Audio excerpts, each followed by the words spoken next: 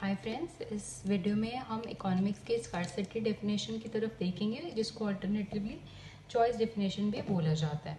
और if you want to see this video in English, so you can refer to the link in the description box.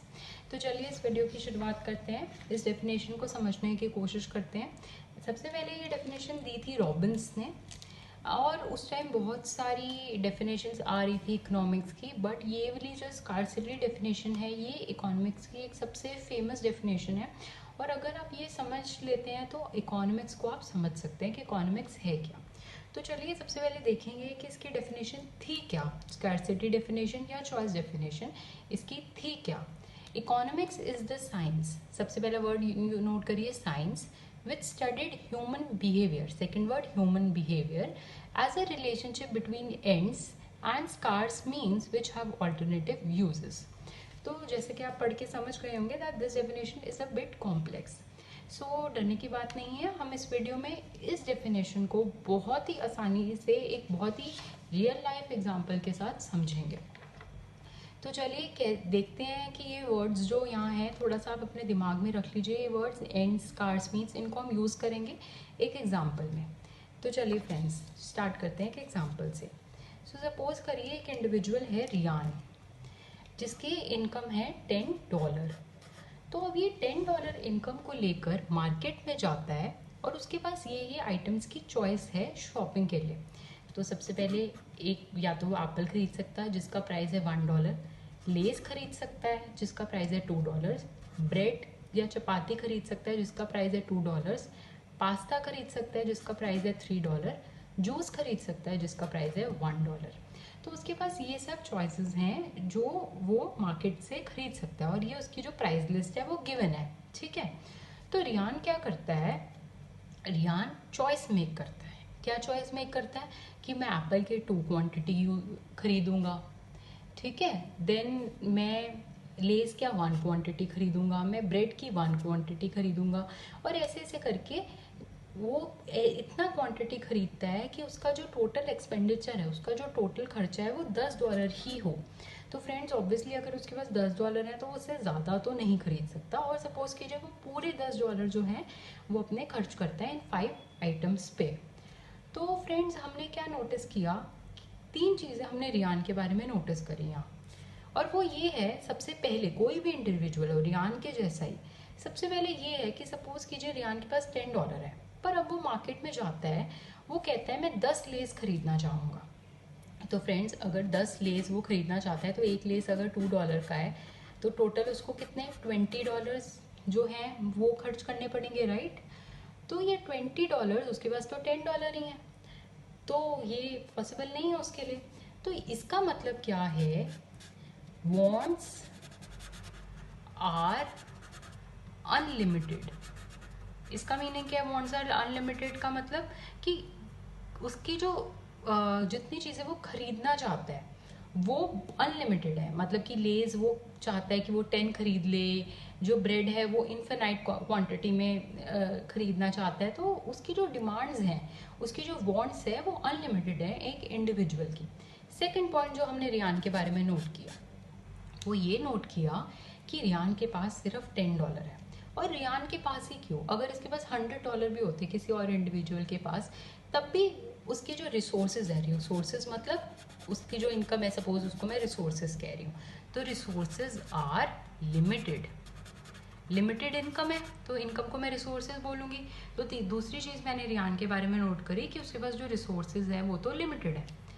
तीसरी चीज़ मैंने ये notice करी इस पूरे एनालिसिस में कि रिसोर्सेज यानी जो मेरी इनकम है हैव ऑल्टरनेटिव यूजेस। इसका मतलब क्या है फ्रेंड्स, कि अगर वो मार्केट में जाता और उसके पास सिर्फ एप्पल्स अवेलेबल होते तो उसको कोई चॉइस करनी पड़ती, क्या नहीं करनी पड़ती, वो सिर्फ एप्पल लेकर $10 के एप्पल, कितने 10 एप्पल्स लेकर आ जाता। पर अब क्या है, उसके पास मार्केट में 5 चॉइसेस हैं, तो उसके जो रिसोर्सेज हैं यानी जो उसकी इनकम है वो 5 जगह यूज़ हो सकती है, तो वो उसके 5 ऑल्टरनेटिव यूज़ हैं।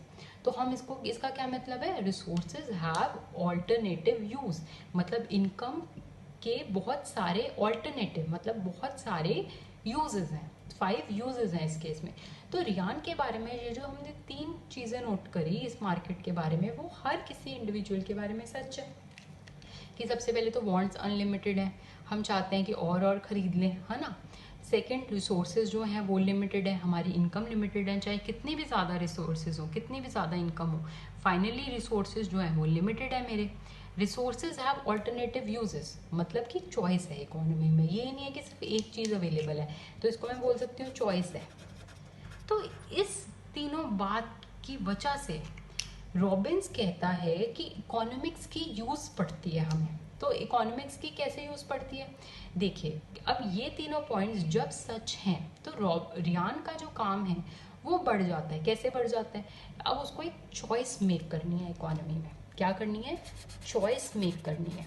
उसे डिसाइड करना है कि इन 5 गुड्स में से मुझे कौन सा गुड खरीदना है, और अगर खरीदना है तो कितनी क्वांटिटी उसकी खरीदनी है, ये आप क्वांटिटी देख रहे हैं, और ऐसे खरीदनी है कि मेरी जो इनकम है वो 10 ही रहे।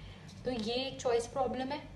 तो इकोनॉमिक्स इसी चॉइस को स्टडी करने की एक साइंस है, ठीक है। तो इकोनॉमिक्स क्या करती है, इसी चॉइस प्रॉब्लम को स्टडी करती है।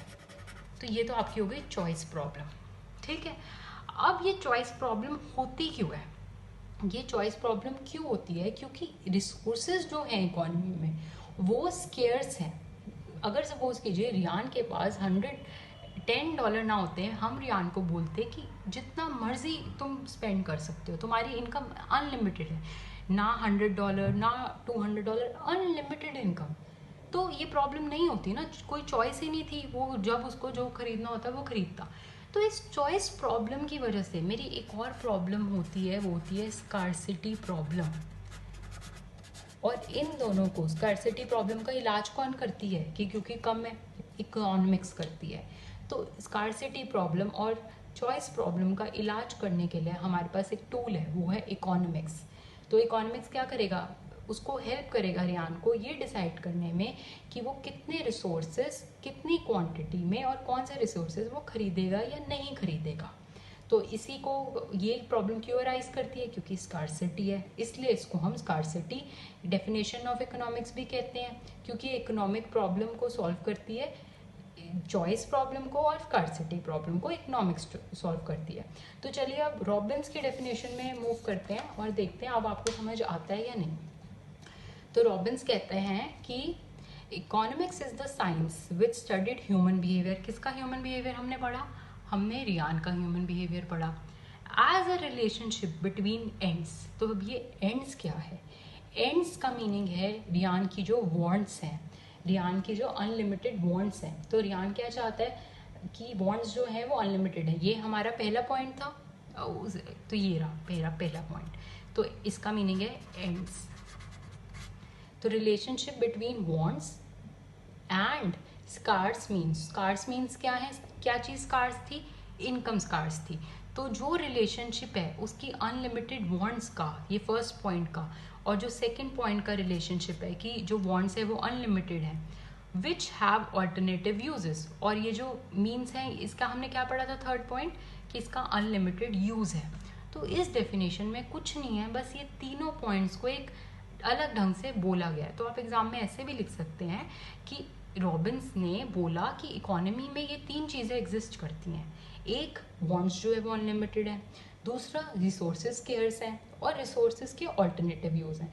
तो रॉबिन्स ने बोला कि ये 3 प्रॉब्लम है, और इन 3 प्रॉब्लम की वजह से चॉइस करनी पड़ती है एक इंडिविजुअल को, ठीक है। तो ये जो चॉइस की प्रॉब्लम है, इसको सॉल्व करने के लिए इकोनॉमिक्स यूज होती है। तो यही है इकोनॉमिक प्रॉब्लम जिसको सॉल्व करती है इकोनॉमिक्स, और यही है स्कार्सिटी डेफिनेशन। और इसको ऑल्टरनेटिवली मैंने एक इजी डेफिनेशन लिखी है, आपको अगर डेफिनेशन ऊपर वाली नहीं लर्न होती तो आप ये बोल सकते हैं, economics is the study of allocation of scarce resources. तो इकोनॉमिक्स क्या है, एलोकेशन मतलब कैसे हम डिवाइड करेंगे अपनी इनकम, ऑफ स्कार्स रिसोर्सेज मतलब जो हमारी लिमिटेड इनकम है। तो आप समझ गए कैसे इकोनॉमिक्स चॉइस प्रॉब्लम को सॉल्व करती है और स्कार्सिटी प्रॉब्लम को सॉल्व करती है। तो economics is the study of allocation of resources Which resources? Scarce resources. So friends, this was the scarcity definition or the choice definition of economics. I hope this is clear. If you have any doubts, tell me in the comment section, and if you like the video, do subscribe to my channel for future such videos, and do like and comment if you like it. Thank you friends.